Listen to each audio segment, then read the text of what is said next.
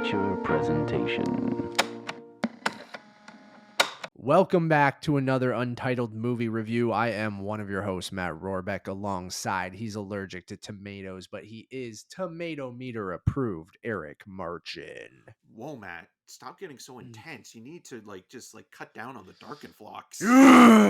Today we are reviewing Joseph Kosinski having a good month. His new movie Spiderhead, starring Chris Hemsworth, Miles Teller, and Jurnee Smollett. It is playing on Netflix on June 17th. Man, busy man, that Kosinski. You know, had Top Gun Maverick just what feels like yesterday, but was a couple weeks now in its like third or fourth week, just absolutely smashing the box office. And now he has a new Netflix movie written by Rhett Reese and Paul Wernick. I should mention that because I'm sure we will talk about them. Oh, yeah, we they are going to. They are the writers of Deadpool and Life and other things. And Zombieland, right? Was that them? Yeah, Yeah. I think so. Yeah. And then Joseph Kosinski also just sold his Formula racing movie with Brad Pitt to that Apple, I'm pumped for. That I'm pumped for. It's the whole team from Top Gun Maverick coming back, basically. It's just his remake of Days of Thunder. Yeah, which is awesome, except it has Brad Pitt. And it's just, but the whole team from Top Gun Maverick's coming back, and they want to do for F1 what they did for, we're just going to talk about Top Gun Maverick. Well, it's hard not to when you also have like Claudio Miranda, who's Joseph Kosinski's regular cinematographer, who also shot this, working on Spiderhead as well.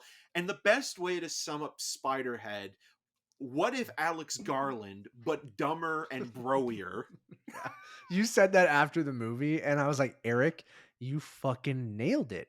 It's just like if you made an Alex Garland movie for Netflix audiences, and like that's not an insult. I watch Netflix all the time, and I just feel like, yeah, there's a place for dumbed down sci-fi that is trying to be smart, but not necessarily trying to be smart, but sounds smart, but isn't smart, but then sounds really dumb. And like, anyways, we'll get right into it. But like, I think we both had a pretty good time with this movie, even though it's campy. It's probably not good. But its slickness and its commitment from its cast to deliver some of the most ridiculous dialogue I've ever heard in my life. It's ridiculous premise. Oh, you almost got Darkenflocks. Like Hemsworth just absolutely committing to playing like this fun douchebag. I had a pretty good time with this movie, which he's a pharma bro, basically. It's one of those movies that like you're watching it, and I mean, when you see the guys who wrote, Deadpool in Life, you kind of get a sense, there's going to be this satirical, self-aware, winking at the camera thing. And little juvenile, there is that in this, but it is toned down quite a bit. And I think kind of what complements it, or at least dilutes it a little bit, is that Joseph Kosinski is treating the material somewhat seriously, in that he's shooting and making a movie that is as slick and well made and polished as anything else he's done so far, just with more dad rock in the soundtrack.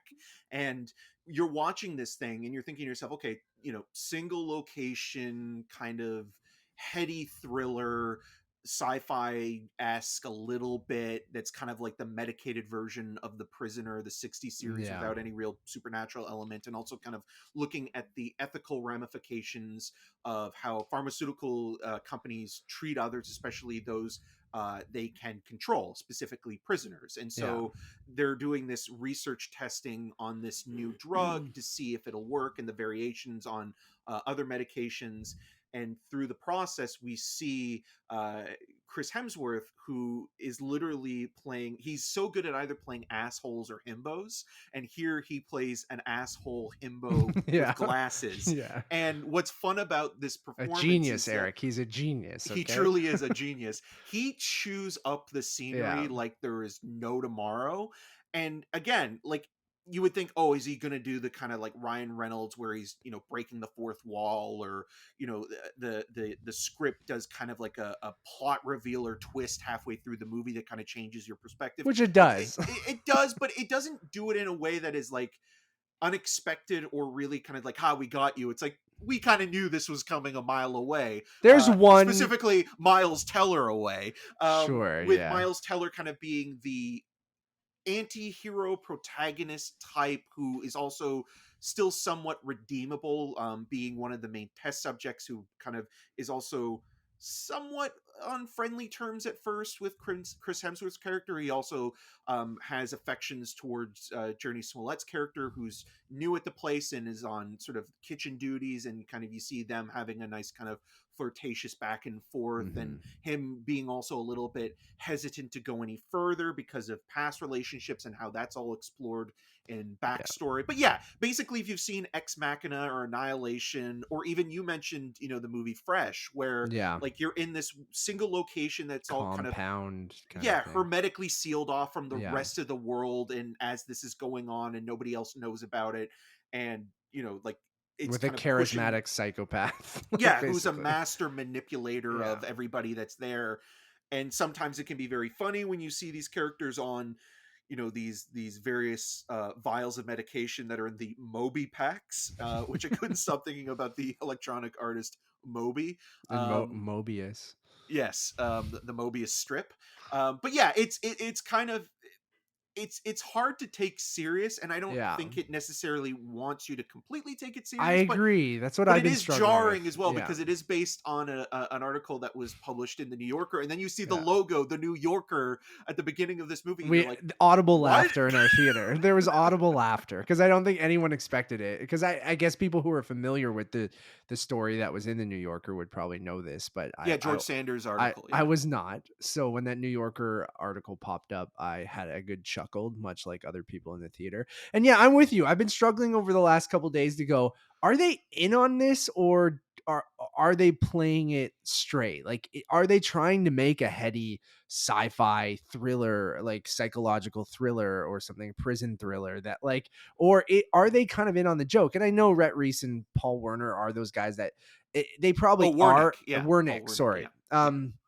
Yeah. They are probably in on the joke. Maybe they're not doing it, like you said, to the Deadpool extent of like being so self-aware of it. But I feel like with the music choices, with the names of these drugs, with some of the things that are happening, like they have to be in on the joke a little bit. But because it almost seems like they're not, it makes the movie more enjoyable. When Miles Teller is delivering dialogue like he's trying to win a goddamn Academy Award, but he's saying the word Darkenflocks, it's just Oh, like, you almost it's got dark and yeah, flux. it's so funny. And there are multiple moments throughout the movie, whether these other drugs with these really silly names and stuff like that that are so on the nose, or like just the laziest, dumbest names. And some of the dialogue is just the worst stuff I've ever heard, but it's delivered with such Conviction. conviction that it commits so heavily to it that it kind of works in a weird way. Like, it feels campy, but then it kind of goes in that Fast and Furious territory of like everyone involved is taking it seriously, so it makes it kind of fun. And I agree with you. Like, I like the design of the Spiderhead compound. So what it is, it's like an open prison. So basically, they sign up for this program, volunteer for these drug tests, and they get to go to this prison on this island, which has like an open door policy where you have a bedroom instead of a prison cell. You can go to the kitchen and have, it's almost like a commentary even on like offices, and like it feels like how offices are prisons where we're like, but you can have some nice food, but you And the have to boss do, wants to be your yeah. friend. And the boss want open door policy, you can come talk to me whenever you want, is like, oh, but we give you all this stuff, so you should do whatever I tell you, Even kind of thing. Severance, Like, right? yeah, Like, Severance is a great thing. Severance is much better better. It's much than, smarter. yeah, it's much smarter than this movie. But because this movie is kind of dumb or silly, is like it makes it kind of enjoyable. It makes it that kind of perfect movie that Netflix almost should be making, which is that kind of mid-budget,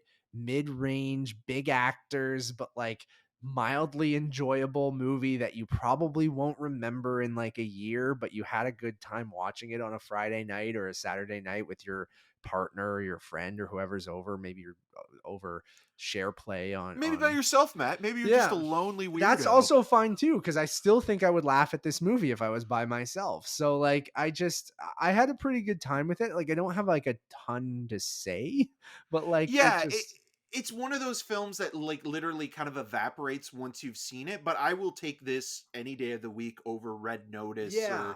or The Old Guard, and at least it kind of entertains you while you're watching it. And it's kind of like, spoiler alert, the perfect 3-star movie in a lot of Yeah. ways, where it never really overstays its welcome, but also it is just so silly. And like, to your point with like the office stuff, like this could almost be like, you could swap out directors and have someone like Mike Judge come in and who Yeah. directed Office Space, because in a lot of ways I feel like Chris Hemsworth reminds me a little bit of Gary Cole's character, the Sure. Office boss as well, who's almost weirdly apathetic but comical in how he's just like, yeah, I'm gonna be your friend or buddy, Yeah. but How he you treats still is it Mark or what's it? Jeff and Okay. Steve, Yeah. Steve and Yeah. Jeff in this Yeah. together. Oh yeah. But the Yeah. way that like basically these characters are again manipulated by Hemsworth, but the way that Hemsworth is almost like pretending that there is this kind of illusion of free will, where it's like, you don't have to do this, but you kind of have to. Yes, exactly. And sorry, I wasn't talking about Jeff Miles Teller's character. I was talking about his like second in command guy. Oh, Mark. Yeah, That's so that Mark. is Yeah. Mark. Okay, Yeah. yeah. Because I even love that relationship of just like, again,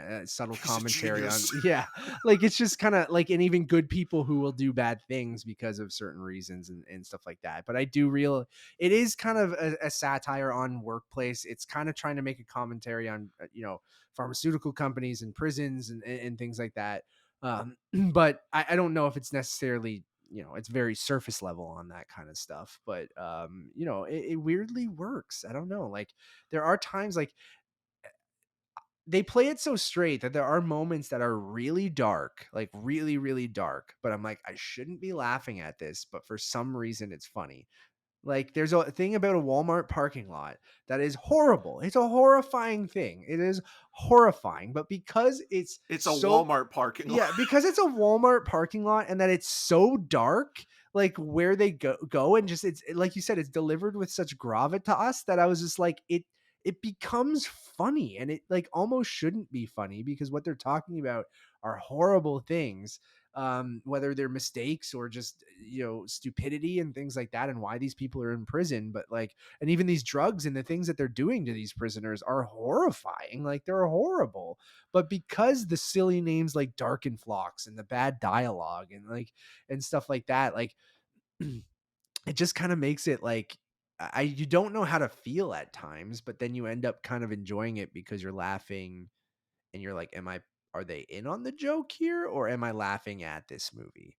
And Yeah, that's like, and I do think like, if I do like, I mean, it is a really silly movie, but like I think one criticism that I have when it comes to actually maybe having something that challenges you a little bit is yeah, that the two kind of leads here, the heroes, Miles Teller and Jurnee Smollett's characters, don't draw they're things on etch a sketches. yeah, exactly, and zoom in on it, because your boss will find out, because you can basically see a mile away he's from a what's genius happening. though. He's a genius. No, what I was going to say with those characters is their backstory, the reason why they're Yeah, prisoners. It kind of feels like, okay, yeah, they did something wrong, but they're not monsters, sure. or they're not horrible people. That's Where what I I meant by think, like the accidents, but like you made a yeah, yeah, horrible.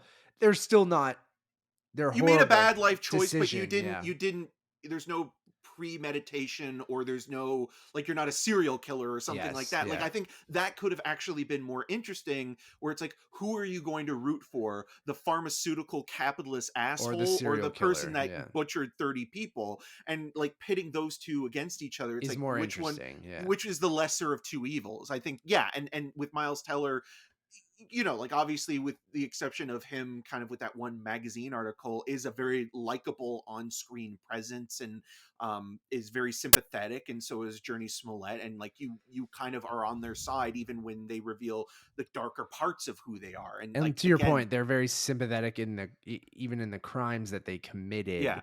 There are more things that you could go, oh, you made a horrible mistake, or even if you were fucked up or whatever. It's just like, yeah, that's a little bit more like it's not sympathetic. an excuse, but it's No, still not at all. not. But it is more sympathetic for your lead characters, which I could see them wanting instead of it being a little bit more challenging, like you're saying, of pitting Yeah, it horrible makes them more people. redeemable than Yes, exactly. Chris Perfect Hemsworth, word. where Hemsworth, even though there's something about his character that actually is kind of sad as well, and also kind of lends into why he's probably listening to Supertramp and Roxy Music Yes, and yeah. Thomas Dolby, but Like Soundtrack is killer. It's great. it's literally dad rock the soundtrack. Like I Like will listen to this soundtrack when it comes your out. dad and people that Yeah. do not listen to anything past There's 1989 will Michael love this. McDonald on Yeah. this Well, soundtrack. yeah, I mean, well, the Am I- Supertramp yeah. song is amazing. Roxy Music's More Than This, which was also used better and more beautifully in Lost in Translation, is such a great song that like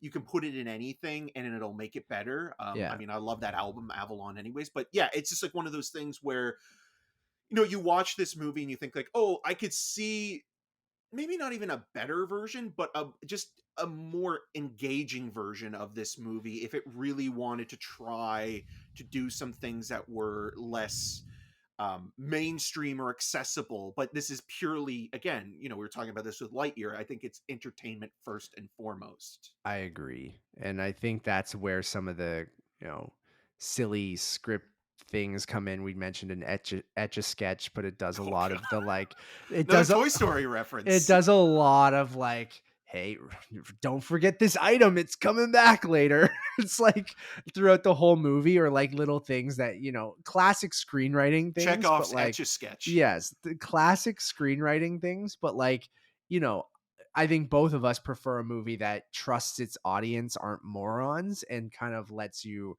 figure out either with the characters or doesn't have to spoon feed you everything, and understands that you'll probably figure things out. Because I mean, I don't know about you, Eric, but most of the stuff that they showed later, I'm like, yeah, I got it. You Well, don't need to you don't it's need to e- do that.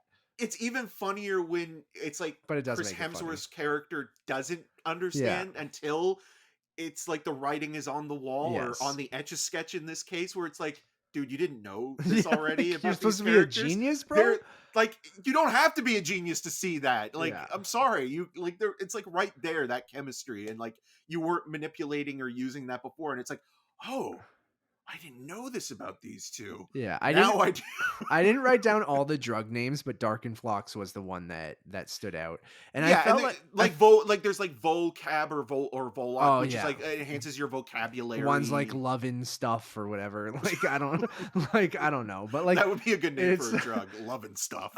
me and you were like the only ones I feel like audibly laughing, and we kind of sometimes egg each other on when we're sitting beside each other, and I know that our senses of humor are pretty similar, but like I remember audibly fucking cackling at one of the Darkenflox lines and just being like, man, I don't know if I like this movie or if it's horrible. But then I ended up being like, I think I kind of like it. But and I go back to Fresh again for people who saw Fresh, where you have a charismatic psycho in a compound doing horrible things, Who also listens to listens to 80s like music. yeah, who listens to 80s music. And I feel like those two movies have more in common, and they're both just for entertainment purposes. One's super dark, probably darker, which is And Fresh, but takes like itself way too seriously yeah, I because agree. it's Yeah. trying to be something more than just the genre it's playing Yes. in. Yeah, yeah. Where this kind of is a little bit more on the side of knowing what it is.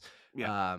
But I liked them almost. I think I'll give both movies a 3. I think I Yeah. gave Fresh a 3, where I'll also give this a 3 for very different reasons, but also very similar reasons. So like Fresh was all over the place, and I was like, I've never been so conflicted on a movie because there's a lot I didn't like, but a lot I did like. Where this movie, I'm like, I think it knows what it is, and that's why I kind of like it.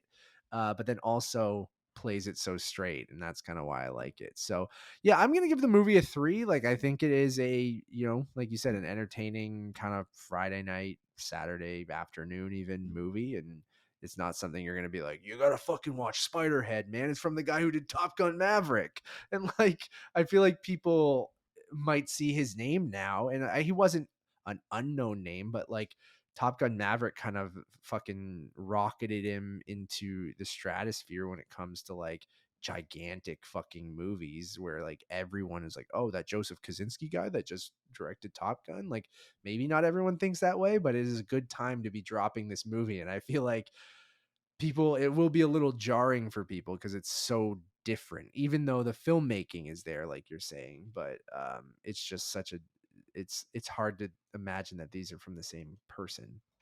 Yeah, it is kind of, like a Steven Soderbergh thing, or like I don't know if it's one for them or one for him, but like in a Yeah. weird way, it kind of is like, oh, he made this during the pandemic as well, and it's a smaller, isolated movie, so you can, basically have a smaller cast and crew.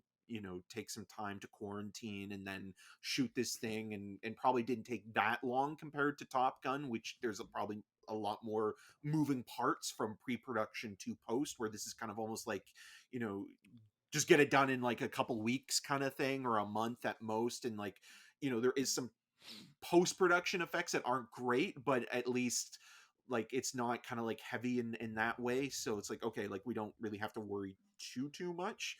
I think the best special effect in this movie is Miles Teller's uh COVID or pandemic mullet that kind of I Yeah. kept thinking of like he could be like It's pretty the dope young mullet. version of Yeah. Kenny Powers or Yeah. something like It was a that. great mullet. Great But yeah, mullet. it's a 3-star film, and it's like one Yeah. of those movies where, like, again, I don't think it overstays its welcome either. Like it's at that perfect running length Like of like, 140 or something. yeah, and like it's entertaining enough to keep you interested. And like if you're on Netflix and you're flipping through looking for something to watch and you don't have anything in mind, and you see a preview for this and you're like, oh, it's got Thor and Yeah. Whiplash in this thing.